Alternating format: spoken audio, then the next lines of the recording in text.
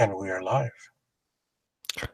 We're back on another exciting episode of Starfleet Boy, where we have a casual and informal conversation about Star Trek. We're currently focused on Star Trek The Next Generation, Season 6, Episode 4, Relics. And I'm joined once again by the Doctor. Hello, Doctor. Good evening. Good evening. How are you? I'm good. Oh, It is enjoyable to see you. it is enjoyable to be in your presence once again. And birthday salutations. It is my birthday, and I've recorded 2 episodes today. I'm very excited. So 2 it's very nice. episodes. What other episodes have you recorded today? We recorded Man of the People, which is one that you probably would not have wanted to be a part of. It's another episode where Counselor Troy gets somehow assaulted, mind assault. It's the ambassador that remember the ambassador that he's like a vampire, uses a stone to like suck her energy. I thought that was like seasons ago, but okay. Well, because it happens. We decided that it happens to Troy like at least twice frequently. A season. Wow. Yeah. And what's the other one? This is it. This is the other one. Oh, this will be the. Oh, okay, gotcha. The second, yeah. Okay. And I got this nifty device for my birthday. It was a birthday present. Have you heard of this thing? It's called the Ember. No. What is it? It's a sci-fi. It's a cup, but it's very science fiction-y. As you can see, there's a light here, and there's a hot plate in this, and so now my tea or coffee won't get cold. Is there one that makes things cold and keeps them cold? It will keep it hot. Okay, no, I want the opposite. I want things to always be cold. Well, we do live in Miami, so I don't blame you. Mm-hmm. I feel like that's a reasonable request here. It is in these parts. So, would you like to do the episode summary, or should I take care of it? Sure, I'll do the summary. All right. All right. This is the one where the Enterprise finds Scotty, and he joins Geordi, and they get the Enterprise out of a Dyson Sphere. End of summary. What do you think? A little more reverence for this episode. Yes, that is exactly. Is that not a summary though? Come on. That is exactly. That is exactly what happens. That is exactly what happens. It's actually not a bad summary. Thank you. Yeah. So you're absolutely right. The Enterprise is on a routine mission and gets a distress signal from the Jenolan, and Scotty they discover a previously unknown Dyson Sphere, and Scotty's been in a transporter loop for like 70 years. Yeah. Everyone's very impressed with his prowess. Yeah, he went in to pull that off. Now he was in there with another guy, Franklin. Yeah, and kudos to that scene where Scotty, he comes right out of it. And he goes right away, but we've got to save Franklin. And you know, right away, you're like, oh, poor Franklin. We don't even know who Franklin is. But James Doohan, through his acting alone, manages to care for Franklin. He sells it. Do you have you ever read any ancillary subject matter that kind of like goes into this? Have you ever, in your adventures, have you encountered any further depth to this story?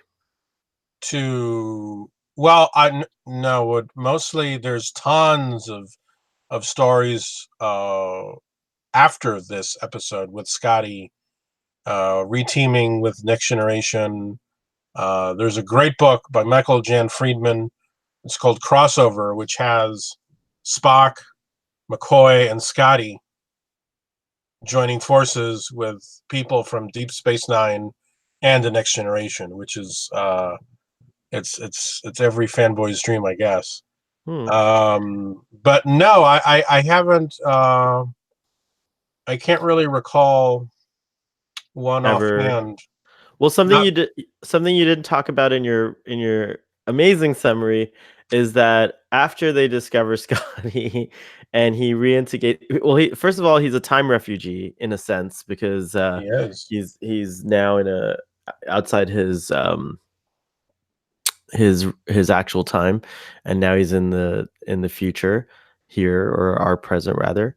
But he has trouble integrating in the future. He He doesn't do does. too well. Yeah, he you know, and in fact, I think that like Geordi, who he naturally kind of tries to bond with, actually treats him rather poorly, I thought, in this episode.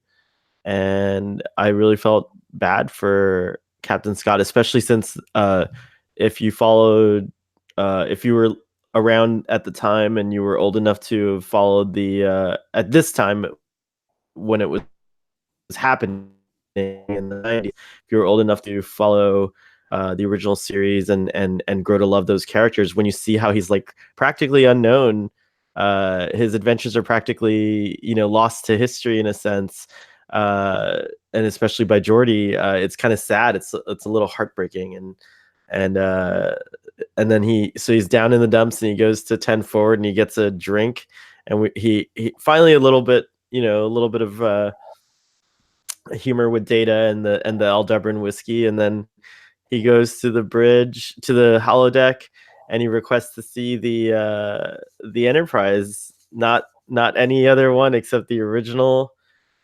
1701. No bloody Boy, A, B, no. C, or D. And then the holodeck generates the bridge of the classic TOS Enterprise, and really beautifully constructed See, set. that's the one. You know, I love this episode. This is a great episode. I love it to death. But I think that's the one, that recreation right there. I think that's the one thing that kind of lets it down, because obviously, clearly, what they should have done is they should have just redressed the Enterprise D, just like they did on Discovery. That's what they should have done. They The should have Enterprise taken D, you mean the yes. Enterprise, the 1701? No, they should have just taken the Enterprise D, and they should have just maybe taken the old captain's chair and put it in the middle, just like they did on Discovery, and it would have been a great episode for me. What are you talking about? That's You're what they babbling. did. That's what they did on Discovery. They just redressed the Discovery. What are you Uh, talking about? yes, on Discovery, they took the Discovery Bridge and they put the old captain's chair, and everybody thinks it looks great. And that's what they should have done in Are Next you talking? Generation. You're talking about the Enterprise, and you keep saying the Discovery. Oh, the Enterprise D. What they should have done is taken the Enterprise Wait, D but why are you and talking put, about the Enterprise D? Why the D? because that's what they had at the time of the episode. They should just redress the Enterprise D and put in the old captain's chair, and it You would don't have been even know. great. You don't even know what you're talking about. The Enterprise on Discovery is a brand new set. It's a No, it is. It's a redress. They've no, said it's it's a not. redress. Yes, What are you it's a redress. talking about? Where have they said Yeah. that? Who's Everywhere they? online. I saw that it was built. It's a whole, and it looks different from the No, Discovery no, set. it's a redress of the Discovery set. 100%. It's in jest, sir. It's in jest. I know you're I'm jesting, poking fun at you because of but it your was love a of dumb. Discovery. I do love Discovery. It's true, but it was a dumb joke. Exactly. But what I'm trying to point out is that what's great about one of the great things about this episode is that they went through the effort of recreating the original Enterprise bridge. Today, obviously, they wouldn't do that. They would just redress an existing set and have us believe that that's the original one. You know, so I give full credit to the people who made this episode, because they went above and beyond. Because if I'm not mistaken, some of the things on that set were actually from fans, and they didn't have the original props still from the original series. So they had to what they did is they recreated a corner, and then they used extensions from older episodes of the show to help with that illusion. So I mean, full kudos for that. Well, That's if we're gonna give kudos, then the redress, as you say, of the Discovery set, they actually reached out to the folks at the Star Trek set tour in New York and asked for the little jelly buttons, and so there's all those little jelly buttons all throughout the redressed set of the Enterprise. I think what I will say, since it's my birthday and you might tolerate me a little bit more on this, is that uh, young minds, fresh ideas, be tolerant.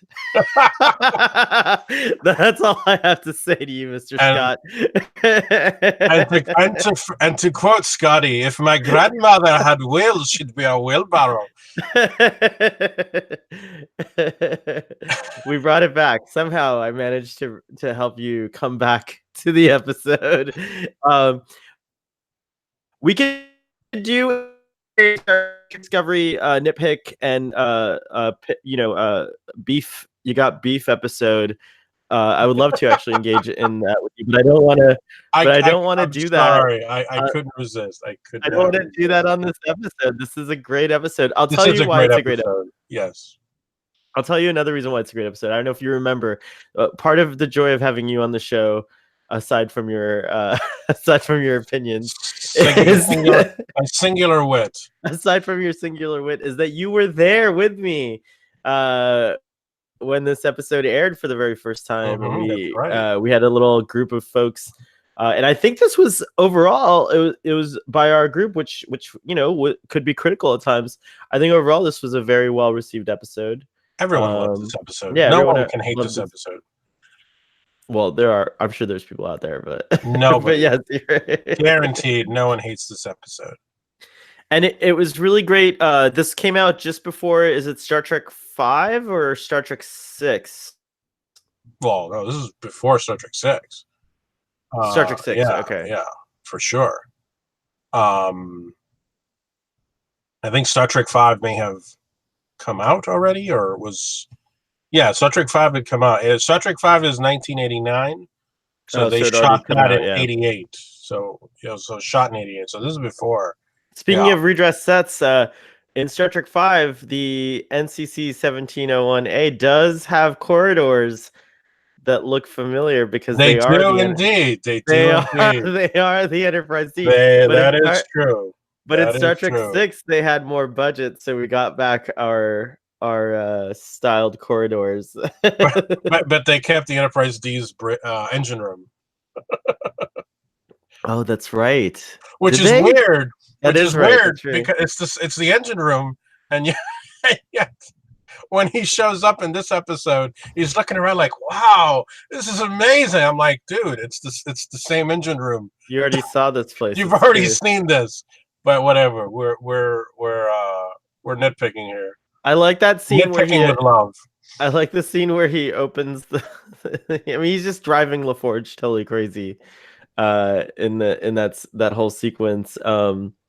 What do you, now that you're an older person and you've worked with these young minds, fresh ideas, do you ever feel like Scotty? Do you ever have that moment like of feeling like you're out of time or out of your element in a sense? No, actually, when I rewatched it, I used to have a VHS tape with all my favorite Next Generation episodes. So it had the Borg two-parter, it had Unification, and then the last thing on the tape was the Scotty episode. So I would rewatch this episode countless times on tape.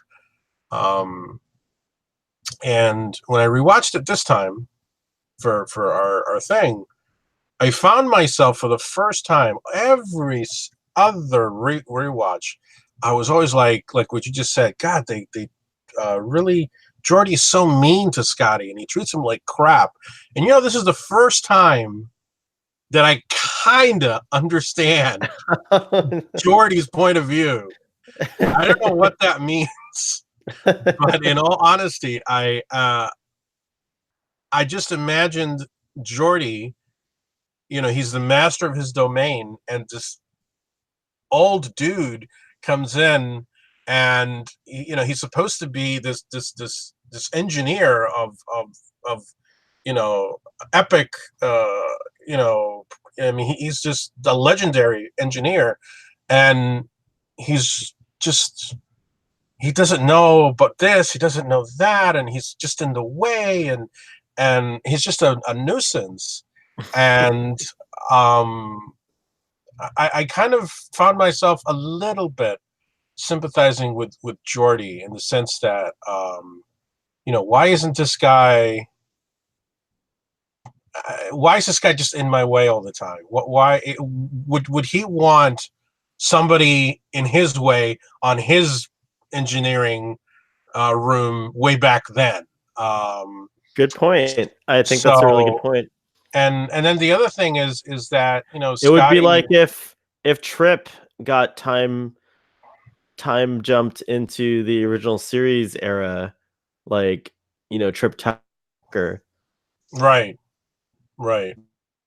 There's a story. Yeah, it would be a lot like that, actually. And I have to admit, I mean, and I'm not trying to take a dig at the writing, but Scotty, if you just think about it, Scotty himself has had experience with time travel. I mean, just the best example I can think of right now is Star Trek 4.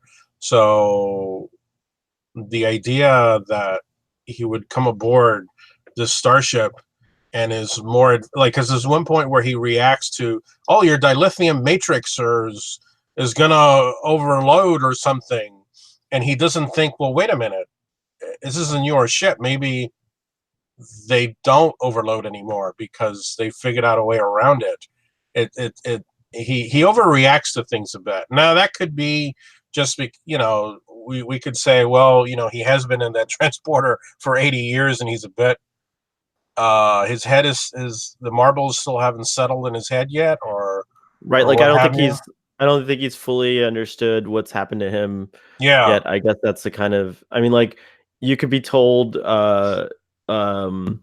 he's building references, I mean, he's building frames of reference. It kind of makes, I kind of look at it that way. Maybe it's not so explicit in the writing, but it makes sense. I feel like any one of us would be like, wait, this looks like a computer, but it's acting differently. You know what I mean? Like, or why is just something that we know really intimately, if it's changed fundamentally in the way that it works, like I could totally see that being a thing that's happening.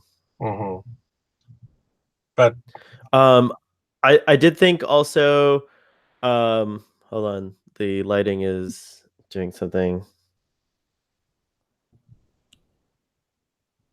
It's not doing. Whoa. That's like really. Napoleon now or something. I'm in the chamber. You're in the matter antimatter chamber there, or in the Logan's Run chamber where they get lifted up into the thing. You're Red 6. I'm Red 6. Logan 5. Logan 6. Oh, whoa. I'm not happy. Yeah, what's going on here? Hold on. Let's see if we can get him back. I mean, he isn't like a. What is going on? Now you're more like for a moment. You look like you're Star Trek 1 kind of. Well, yeah, because you're wearing the Star. Okay, I am wearing the. Yeah. Okay. There we go. Now here's the lighting. Yeah. There we go. Now it looks natural. There we go. You're right. Thank you, ship. I'm in engineering right now. There's my warp core, by the way. There. Oh, that is a very important warp core.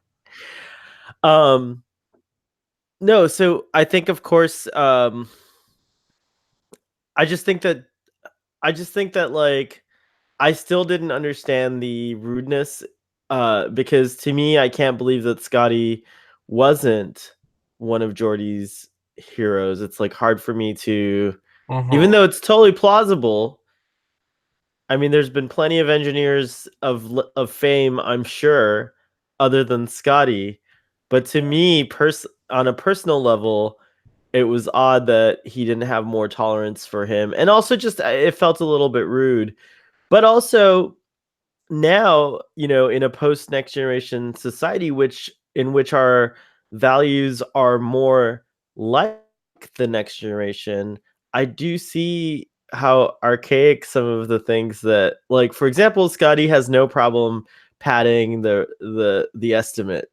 Like he's even saying like to Geordi, why wouldn't you just tell your captain that it would take this long, and then you'll impress him by doing it in a shorter period of time. And Geordi's just like, why wouldn't I why would I even do that? Like what matters, what's valued is the accuracy, and like like that's how my captain makes decisions, is based on like it truly could be a matter of lives. Like if you tell Captain Picard like, oh, it's gonna take 3 hours, he might make a decision that could change the course of several people's lives. So you got to give him as accurate an estimate as possible. So I just thought things like that were really interesting and funny.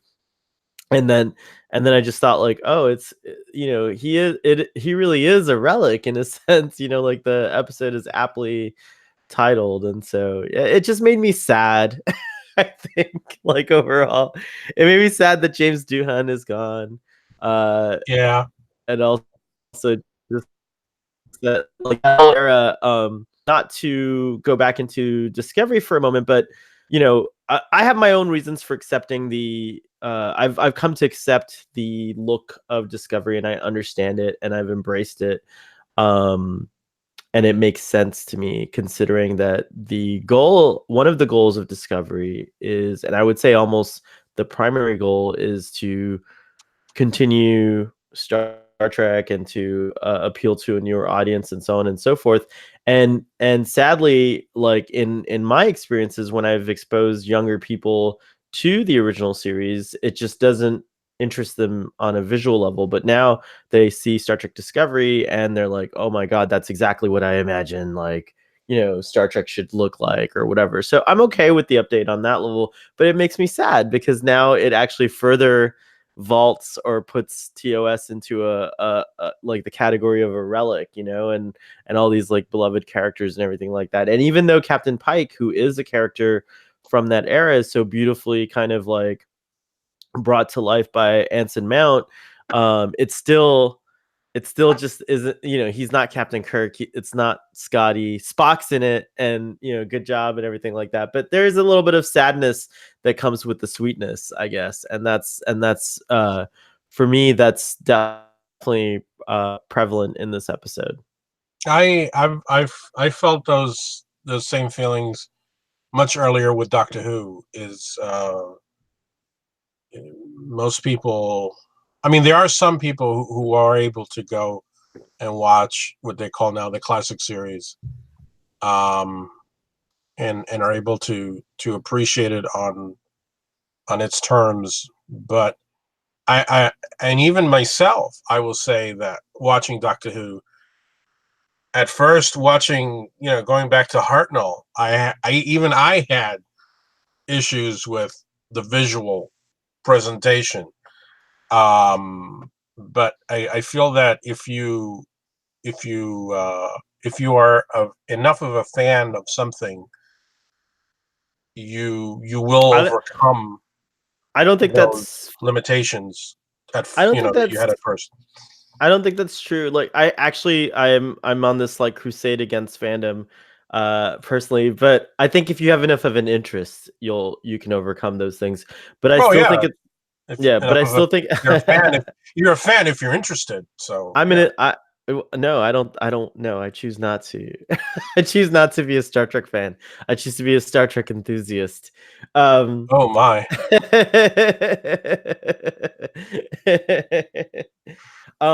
You're a Trekker instead of a Trekkie. No, I'm definitely a Trekkie. Okay.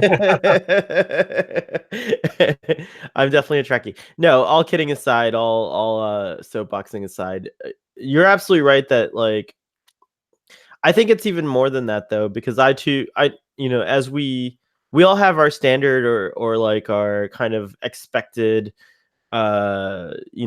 presentation from our entertainment, right? And even us, those of us who like are in our 40s now, I'm 41, right? So we were just talking about Logan's Run, and you watch that movie and the special effects are just not, they don't hold at all. Like nothing survives into modern era from the the blowtorch guns to the inaccurate blowtorch guns that never hit anything to the Oh, poor Logan's Run. No, it's true. poor, I'm just using Logan's Run as an example. It's 1976. It was state-of-the-art special effects. Some of the sets are still Oscar nominated, by the way. Right, yeah, they're still gorgeous. But like it's obviously a model. The city, which is again impressive, I'm sure was impressive at the time. Like now you watch it, and it's like obviously a model, and you're just like, wow, okay, like I imagine what the remake is going to be like. It's going to be mind blowing, but Logan's Run has a special place in my heart. But if I were to show it to someone else today, I think they'd have really truly have trouble getting past the visual presentation. And I think that's why we forget that we are watching the remastered TOS, which helps. But if you go back now and watch the original TOS, like in its original presentation, it doesn't hold up. And it's like the same thing with TNG. Like, we're watching the remastered version. So there's like a padding, there's like an update, there's like an intermediary there, but all these things are starting to age now. And so I think that's, central to why, shows evolve and things like that. Ultimately, the argument holds, going back to Discovery for a moment, that the show should have just started in the 32nd century or whatever, wherever, sometime in the future. And then that's it, bring Captain Pike back through time travel or something like that, but bring him to the future, not to not bring the audience to a past with updated visuals. It just didn't work out because fans objected that much, or they went too far, I think is what it is. You could have updated the visuals and stayed true to the era look.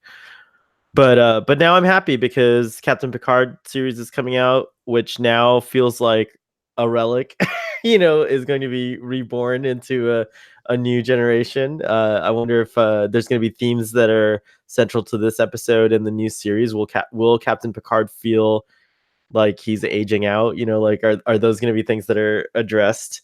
I don't know. It's a lot to think about. You're like sitting there watching me have my my birthday crisis, and you're just letting me do it. Thank you. You're welcome. Yeah, you brought up Picard. It's interesting. I'm thinking Geordi and Picard, I thought in this episode were a little atypical. Because you were saying earlier that and I admit Geordi is he's meaner in this episode than he normally is. Geordi is usually the very friendly. Right. Yeah, it was like odd. He's usually the welcoming guy. I mean, he makes friends with Romulans. He makes friends with everybody.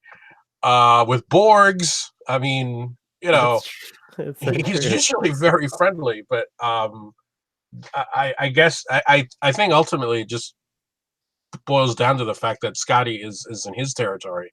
I mean, Hugh never came down to the engineering and started prodding around there, and neither did the Romulan. So I think that's part of it. But it's true, Geordi does sort of come off a bit out of just not typical in what he usually is like. And then I thought Picard, his understanding of Scotty's situation, he seemed a little more caring, dare I say. He wasn't so cold and icy in this episode as I feel he normally would have. I mean, if we just sort of compare Scotty to the three people that were brought out of hibernation way back in season 1. Remember, there was like like a country singer, a millionaire, right. Some chick. I forget why she was there, but these three people from the 22nd century or whatever. Picard is, just doesn't have time for that at all. until it becomes relevant to the plot. But Well, here he seems.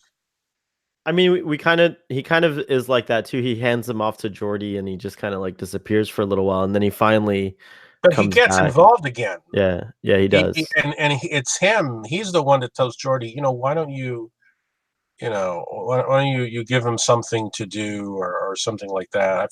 He tells him something. No, you go with Scotty to Well, back it's to to the ship. go. They needed some, what was it that they needed from the The Jenolan? So, logs. They yeah, needed or the something engine. like that. Yeah. Yeah, And so they go yeah. back, and then of course in your brilliant summary you didn't say how the Enterprise investigates the Dyson Sphere's interior and gets stuck inside, and then and The then Dyson Sphere, which is, this episode. Another reason I love this episode. This episode could very easily have coasted on just Scotty being Scotty for the whole hour, but the episode goes further and throws in a Dyson Sphere, and it's a legitimate threat. I mean, they fall into this Dyson Sphere, and then there's this sun that they're falling into, right? And I mean, this yeah, well, is major yeah. jeopardy for the ship, and Before we nothing get back foresees to that. No, it's true. Before we get back to the Dyson Sphere, I just want to go back to that scene in the holodeck for a moment. A couple things that I loved was that Scotty is genuinely surprised. Scotty's tone changes. He reveres captains, as like especially the pilot of a ship, the captain of a ship, so to speak. So there's that, and he offers him the whiskey, and he's like cautioning him, and Picard just downs it like nothing, and he's like, "Who do you think Gave it to gave this Guinan. to Guinan?" So that was like a really priceless moment there. But I thought an insight that isn't often, I think, talked about, at least not in my experience in dealing with this episode. And I don't know if you and I have ever talked about this before, but um, in that scene where they're talking about a ship being their first loves, Picard refers to the Stargazer as his Yes, first love. The Enterprise is not. is not Yeah, is not, and that made me a little bit sad. It kind of like was like, it makes sense, and it's actually great to have that, but like, the reverence we have for the Enterprise, and it's like it's no wonder he's so ready to let her get destroyed. Destroyed. Like, it's no wonder that Picard so cavalierly is ready to. There's plenty of letters in the alphabet right for in him. Yeah, for him. It's like yeah, that's true. And I have to say this. I have a little love for the D, and I have to admit, I think I've never thought it was a nice looking ship at all. So I had trouble with it at first, but now I find myself like really admiring the design. I think it's just so you there's always something loved the about it D. that yeah, but I didn't love it You always loved it. it's still it's not my No, it's favorite not your of the favorite, but Enterprises. Yeah, you've never. but I've always loved it. I Yeah, have loved I it. don't love It's it. true. I've never loved it. Yeah. Um, And it is a little entendre there. I've always loved the D. No, I'm just kidding. Okay. oh, I never picked up on that. Uh, Whoa. um, Talk about aging out. Anyway. that scene with Picard and Scotty is probably um, it's a standout scene. I think both actors play it very well, and we can't we I James Doohan uh really sells the episode rests, I think, on his shoulders.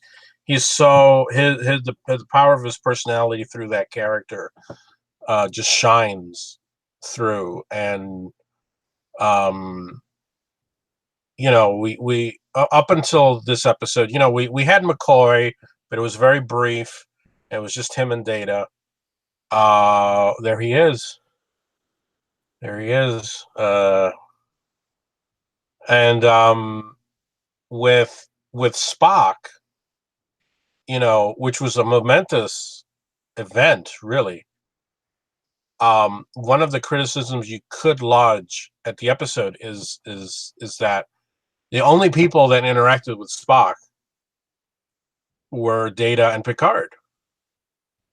Right. But with this episode, the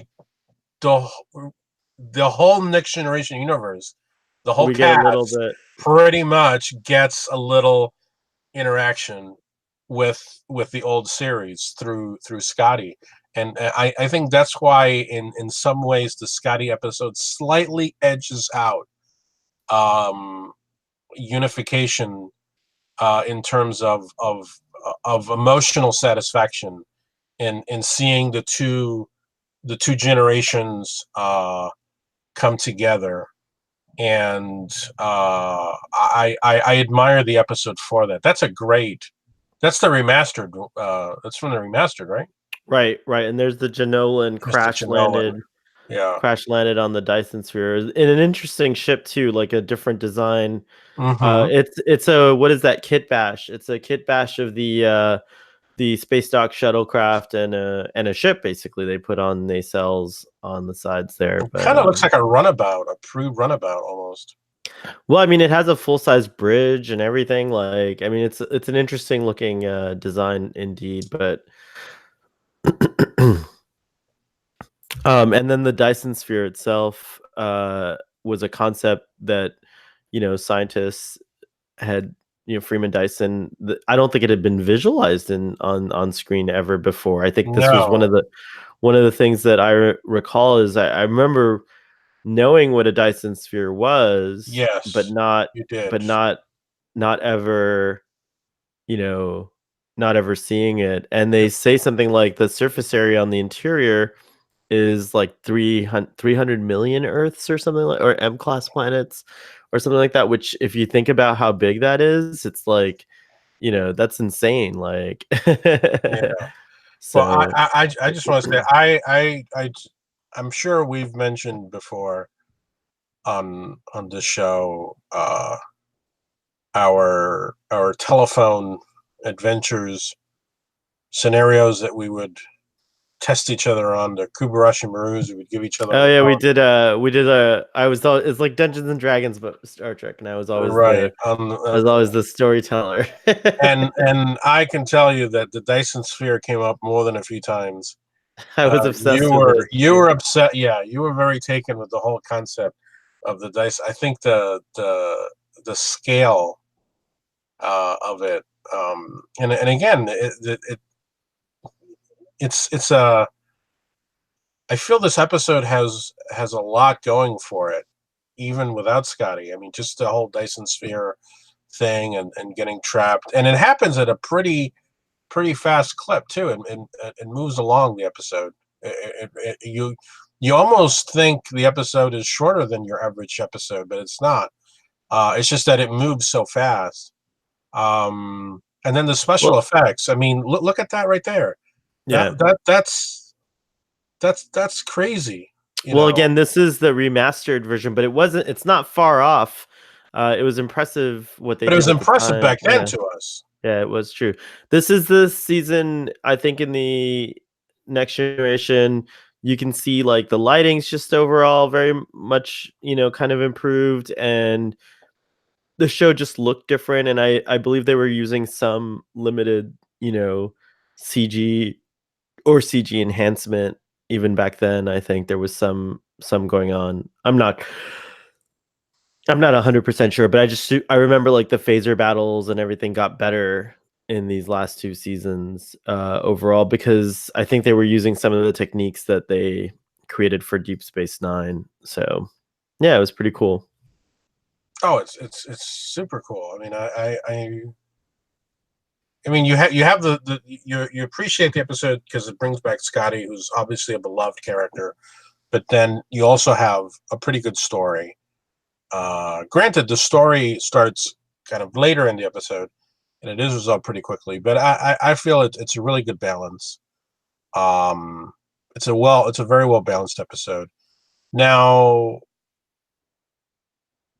I I have to ask you because I know prior to this, I did, there is a novelization, and I have the novel somewhere, but I couldn't find it.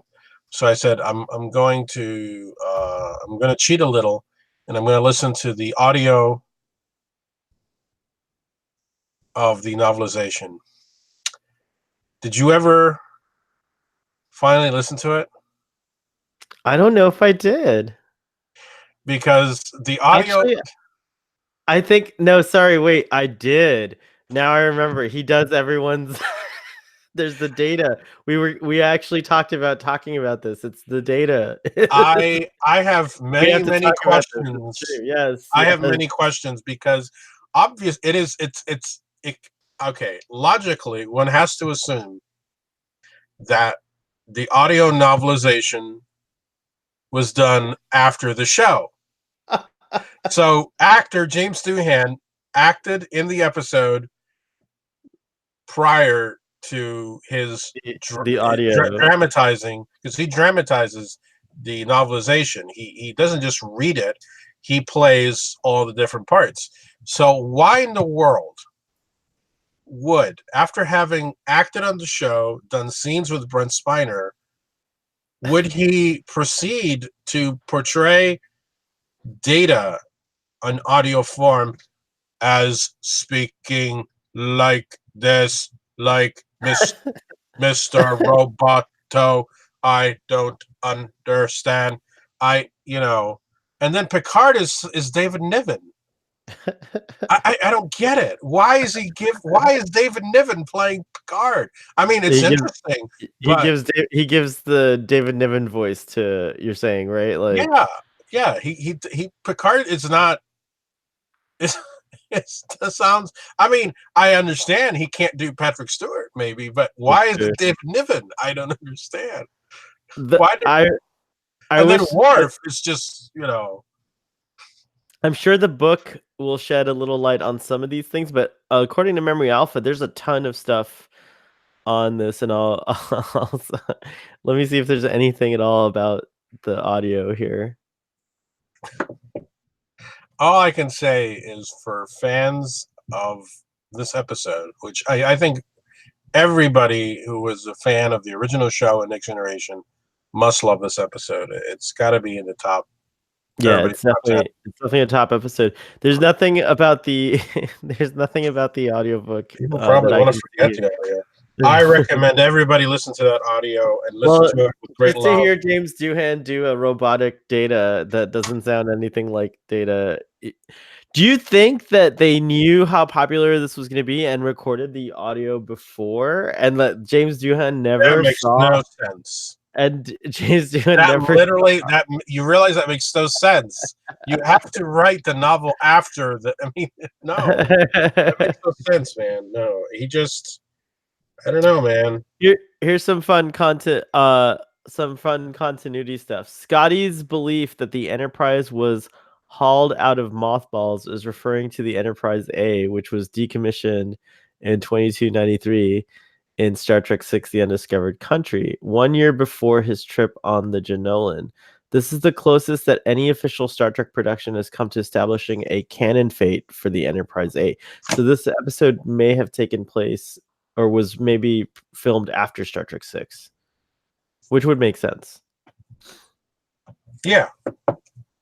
No, we thought it was before Star Trek VI, but remember in our earlier part of our this is after Star Trek VI?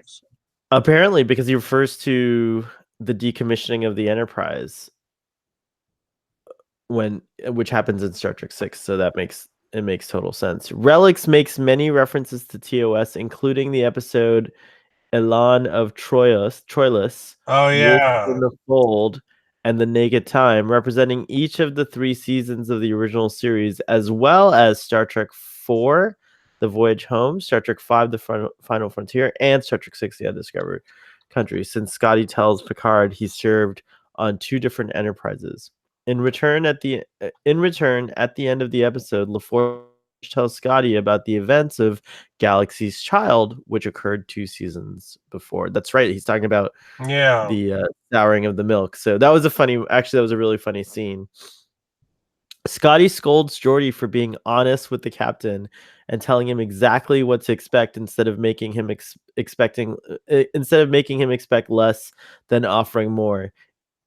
Star Trek 3: The Search for Spock, he hints that Kirk that might overstate some problems to make a better name of himself after he solves them. How else can I keep my reputation As a as a medical miracle worker. You know what? Data's line about yes. Star Trek 6 came out in 91, and this episode aired in 92. So, yes, this Yes, did yeah. come out. Yeah, you're right. Data's line about the Aldebaran whiskey, "It is green," is a reference to the original series By Any Other Name, in which Scotty had a similar line describing an alcoholic beverage while getting the Kelvin Tomar drunk. Mm-hmm. Huh. There is an inconsistency between this episode and scenes in Star Trek Generations, which were written and filmed after it, but set before it. In Generations, Captain James T. Kirk was presumed dead on the USS Enterprise B's maiden voyage. This takes place before Scotty boarded the Jenolan to go to the Norman colony. However, when Scotty is beamed back on board the Jenolan in Relics, he says the Enterprise, All "I should right. have known." Right. And I'll bet it was Jim Kirk himself who hauled the old girl out of mothballs. So he wouldn't have been alive. That's true. It's a good point. But you know what? I think that what I was saying earlier is, Scotty, he's a little, maybe, I don't want to say hyperactive, but just a little over the top with his reactions. His mind may, I mean, I think it's Well, I mean, realistic to say you're his marbles hadn't all who settled down yet, and he may well, have who knows? forgotten that Yeah, Kirk was dead when he came out of that's it. true. You know, It'd be fun. I mean, also, I mean, you're in a transporter loop for 70 some odd years. Like, yeah, that makes little sense. yeah. Did everything transport back? No. I mean, let's face it. There could have been some degradation in the transporter image. I mean, for all we know, Scotty is not all there anymore. Oh, I think they fixed it in the novelization in which Guinan. There's a scene where Guinan interacts with Chekhov and tells him that Kirk is still alive in the Nexus. Okay. Because that's what Guinan they were all headed to the Nexus to like, so it can fix it by Scotty being like aware, thinking that Kirk might be in this Nexus and that he And knowing that he would what the get Nexus. out. Yeah, I so guess that's I like his yeah, marbles. yours is a good one too. Yours is a good one too. Note that LaForge and Scotty are beamed off the USS Jenolan before it is destroyed, despite the fact that they did not drop the ship's shields to allow transport beforehand. Oh, The Star Scotty Trek can get past that. It's true. The Star Trek: The Next Generation companion mentions this error and that the error wasn't discovered by the staff until after the episode aired. It has since been retcon attributed to the shields being focused fully fore and aft to hold the doors, allowing transport as the remainder of the ship was uncovered. There you go. Retcon. All right. There we go. Okay. This is the second episode in which the Enterprise D crew discovers a 23rd century Starfleet ship, and Captain initially unaware of the passage of time. The first was Captain Morgan Bateson, along with the crew of the Bozeman in Cause and Effect. That's right. Let's see. Writer Moore was allowed to indulge his fondness of the original series even further when he was given the task of co-writing the script for the later Deep Space Nine crossover episode, Trials and Tribulations. Nice. Following the highly rated appearance of Doohan as Scott in Relics, it was later reported that he had been urging Paramount to add him to the cast of Star Trek Deep Space Nine. Oh, that would have been great. To have Scotty on Deep Space Nine would have been awesome. Now, let me ask you a hypothetical. So, like I said, we had McCoy briefly. We had Spock. We had Scotty. We got Kirk in Generations. Well, but that hadn't happened yet at this point. Right. Who would have been, which character would you like to have seen come back on Next Generation next?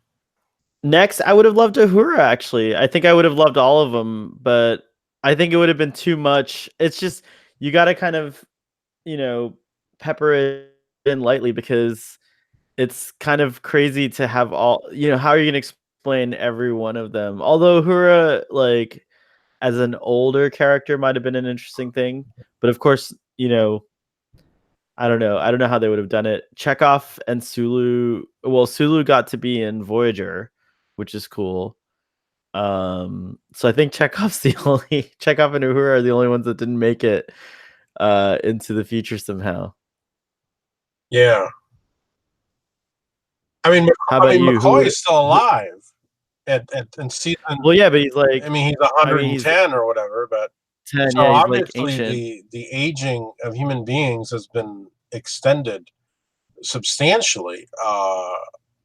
So I mean, Right, that's already established. right. So It would have been nice. It would have been nice. I don't know. Again, if this does happen or it doesn't happen in the novelizations, the further adventures, but I think Scotty certainly would have looked up McCoy and had a reunion with him. I think he certainly would have, tried to reach out to Ambassador Spock, who was still, I'm sure he could have been reached. I mean, I just can't imagine. So this is one of the things about the episode that kind of it leaves you wondering, is that at the end of the episode they just kind of give him a shuttlecraft and send him on his way, and it's like, thanks for all the fish. I feel like no, it's like really nice that he gets a shuttlecraft, but I feel like this is like one of those things again where I don't think that's how it would have gone down. I think like the Starfleet command would have been like, "Holy shit!" Like, like you just gave him one of our shuttlecrafts. Yeah, like what about the Department of Temporal, whatever, yeah. whatever? Well, I mean, he's different because it's not like he's a time refugee in in the sense that he was brought out of time. But yeah, he is basically, he's a time refugee, right? Yeah, and well, there's just a lot of things, like it doesn't make sense that they wouldn't send him to the nearest starbase to be processed in some way. Like, I mean, I know Jillian even gets to go off and do whatever she wants in the future, and I know that it's like a more progressive time, but it just seems odd that they're just like, here, have a shuttlecraft to go have a nice life. And so I would have loved to have seen a follow-up or I hope that there is a follow-up where Scotty is, he has to look up his friends, or they learn, because you can't imagine that this wouldn't be big news across the galaxy. I mean, like, across the known galaxy, right? Like, I can't imagine, I mean, even Klingons would be interested in this news, right? So I feel like maybe they would seek him out as well, and there's a comic book story. It's a short story. It's kind of like a backup. And what it does is that it has, and actually this brings up another question, but it has Troy, and she's talking to somebody, and you don't know who this person is yet for until the end of the story, and she's describing. No, hold on, no, it's Troy, and she's talking about this guy, Fraser. What's his name? From the boat, Captain Batesman. Captain Batesman, and she's talking about how Captain Batesman is having trouble adjusting to the 24th century, and you don't know who she's talking to, and then you realize at the end of the story she's talking to Scotty. Oh, nice. So Scotty is going to seek out Batesman. Gotcha. And there's so you're saying that Scotty, who would Scotty seek out? But there's actually a whole crew of people from his era who are temporal refugees, right, who in theory Scotty could have joined up with, and then I can't let this I can't let this episode go by without mentioning that and there's a book called the Star Trek Ship of the Line, which actually again deals with Captain Bateman, and it details the designing, and the construction of the Enterprise E. And Scotty apparently was somebody who advised on the design and the construction of the Enterprise E. So there are he does pop he keeps popping up in that explains the beauty of the Enterprise E. I think so. I would like to think so. Yeah, I guess it's cool to have all this like lore, around it, but I do think that I do think that the episode serves the character well, but it definitely leaves you with all kinds of questions about and certainly again it just would be really nice, I think, now if we do now that we're doing animated series and things like that, if we could return to I don't necessarily think that like a thing that I think that Star Trek could do with these short treks, which were just Star Trek Discovery focused. It'd be neat if the short treks were like more than Star Trek Discovery, if they went into some of these like unanswered questions from TNG era or any other era, and just like kind of flesh out a story. And if they were animated, I think they're a lot easier to produce and make them look and feel like that era, without going into like a huge effort. So when was the last time you actually saw? Did you watch the episode right before you did this? We're doing this, or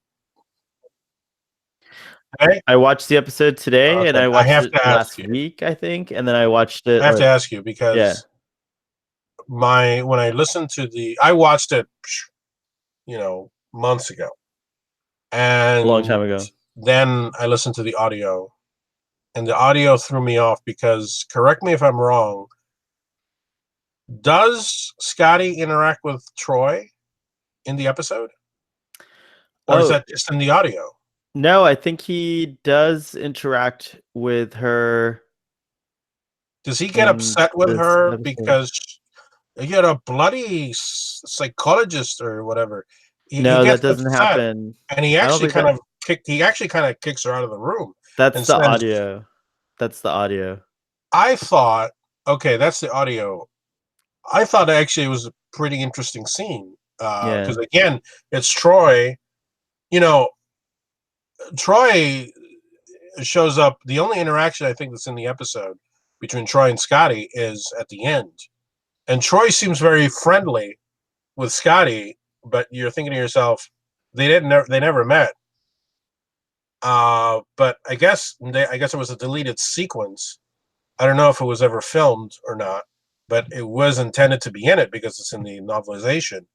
And I actually feel it would have been a nice inclusion in the episode because, number one, it's Troy doing her frickin' job, which you hardly ever see. Right. And it kind of makes sense. You would send Troy to Scotty to see how he's doing and help him. Because, I mean, that's actually the same thing she did with the temporal refugees from that episode we were talking about, the one in season 1. So it makes sense. It's just a shame they didn't include it.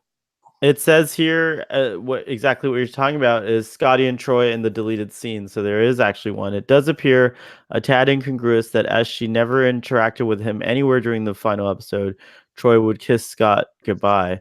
A scene with Troy talking to Scott in his quarters was shot but deleted from the final episode. So there you go.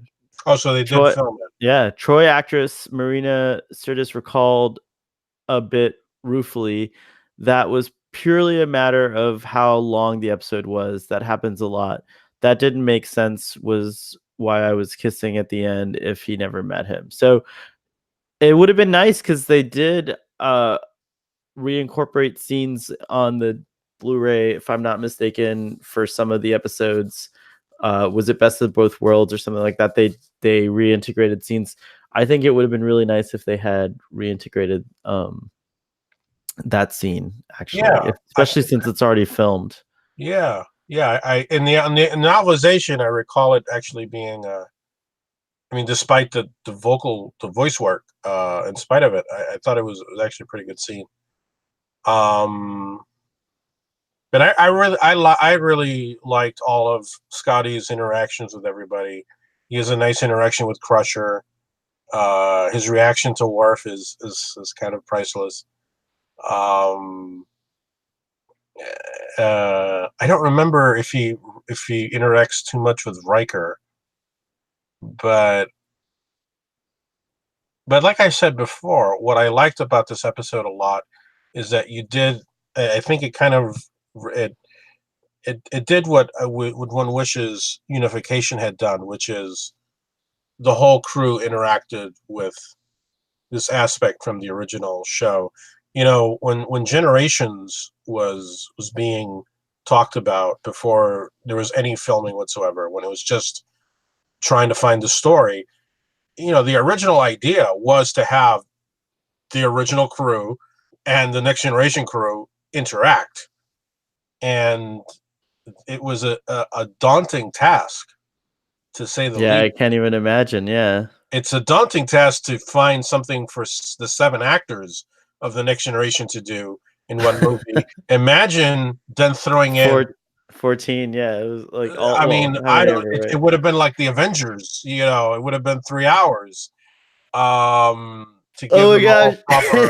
I mean, the Avengers essentially took Star Trek time travel plots anyways, so Right? Yeah, it's exactly. yeah. So, I think what fans really want is that, just a full interaction. And when you look at comic books and novels that have done that, that's usually what they do. Again, I mentioned the book Crossover by Michael Jen Friedman, in which they have scenes where all three doctors work together: Right. Crusher, McCoy, and Bashir.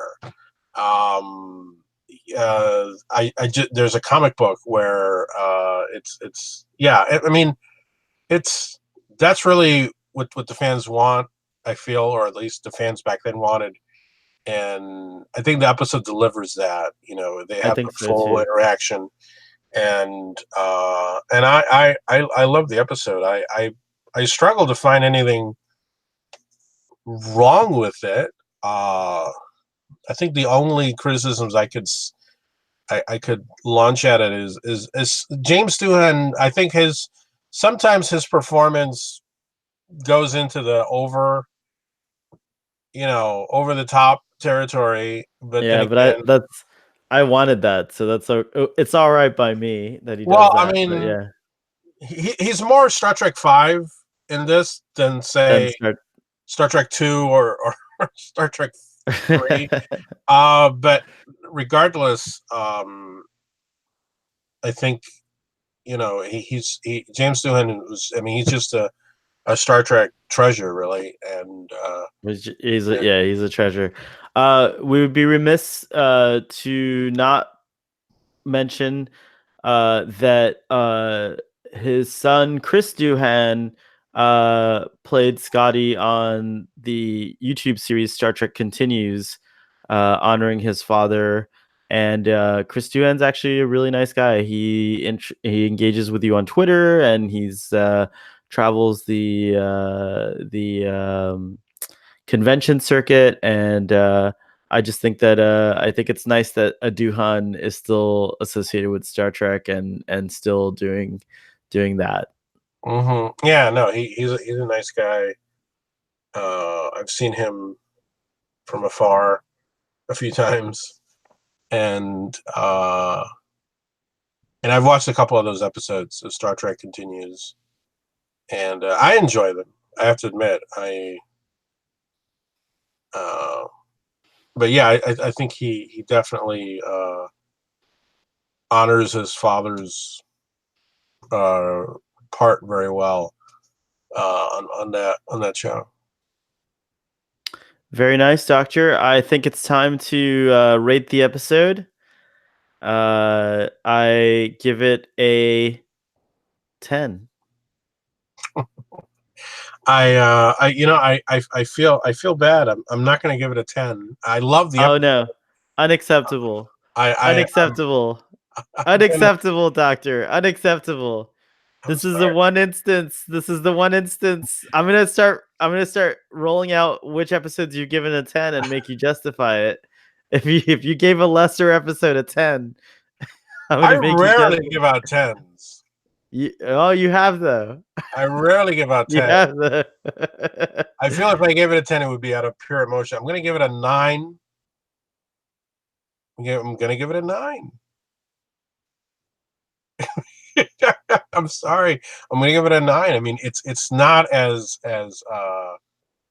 it's not as riveting as Best of Both Worlds. It's not. It's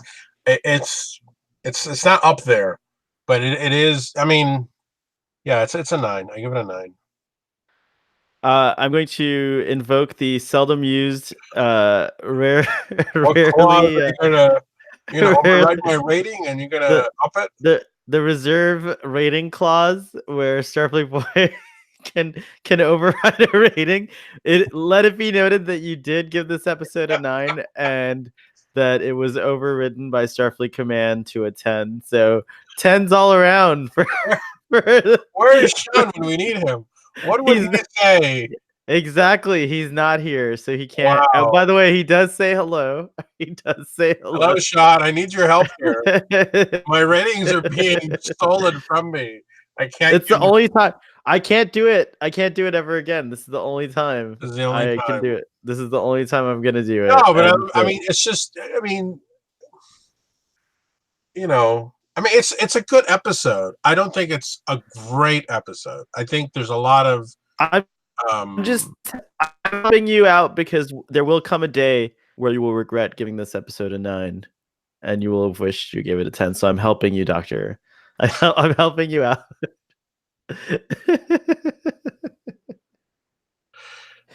it's you know what? It's your birthday. Whatever you want, man. Give it a 10. Whatever you want. Make it a It can 10. only Make it an infinity. I don't know. no, Unrateable. That's I another thing you've thrown no, out. It's yeah, that we've had unrateable. on. It's true. Hey, you You have to be know. happy that this is not an unrateable episode.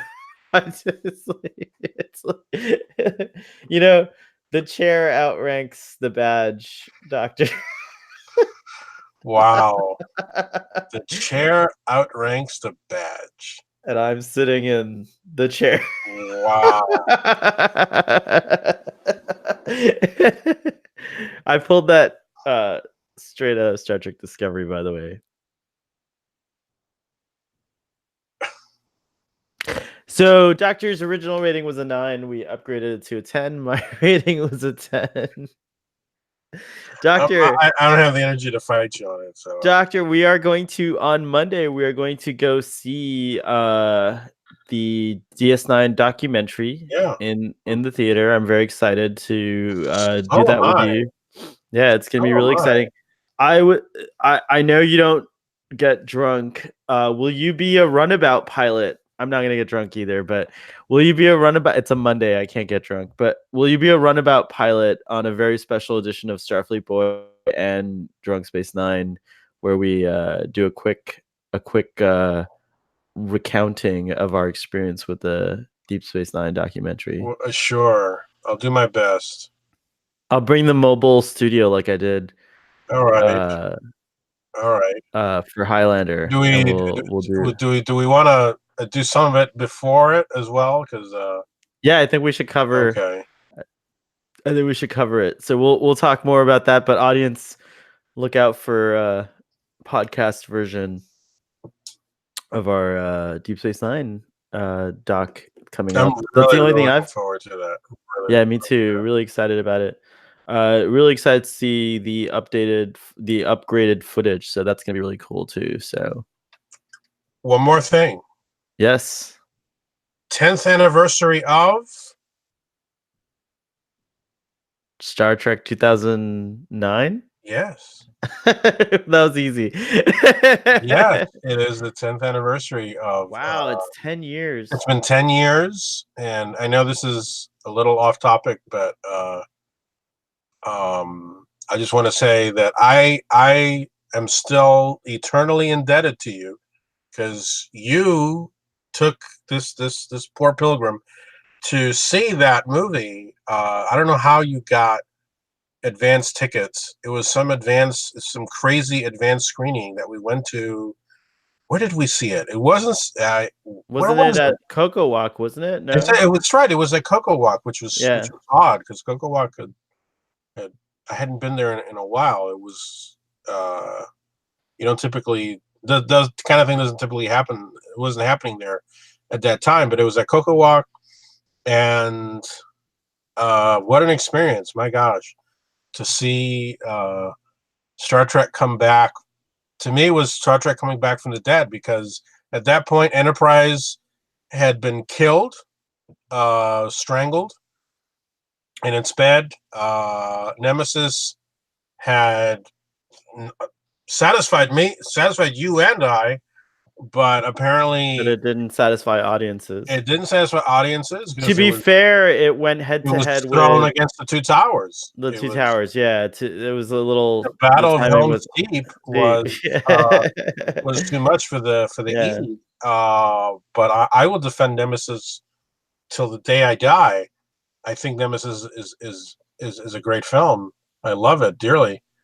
Flaws and all. I mean, admittedly, it has flaws, but it was better than the one before it, for sure.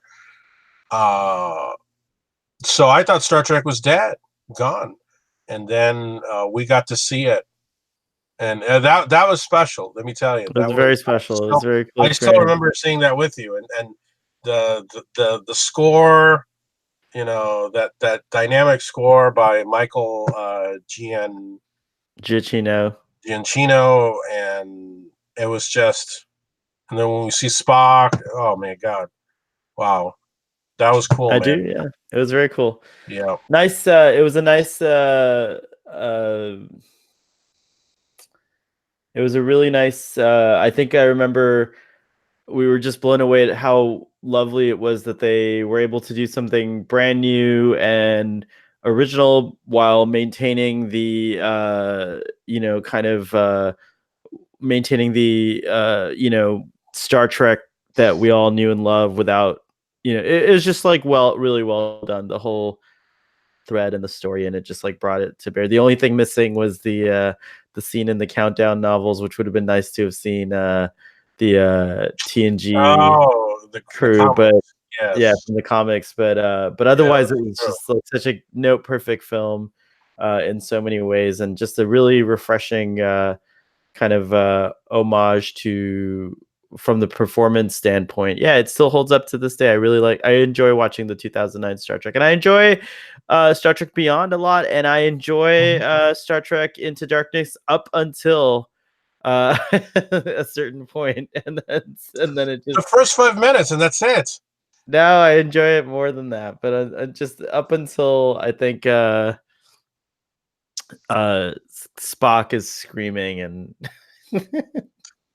screaming Khan. That's I think when I just was like, I couldn't take it. I was like, no, it's just not good. Anyways, enough. I know we could do this all night, but we got to end the program. Live long and prosper. Live long and prosper, and we'll see you next time. And audience, thanks for joining us, and let us know what you think. Should this episode be unrateable, or is it a 10? And also just your thoughts on Scotty in general. All right, love everybody, and have a good night, and thank you very much.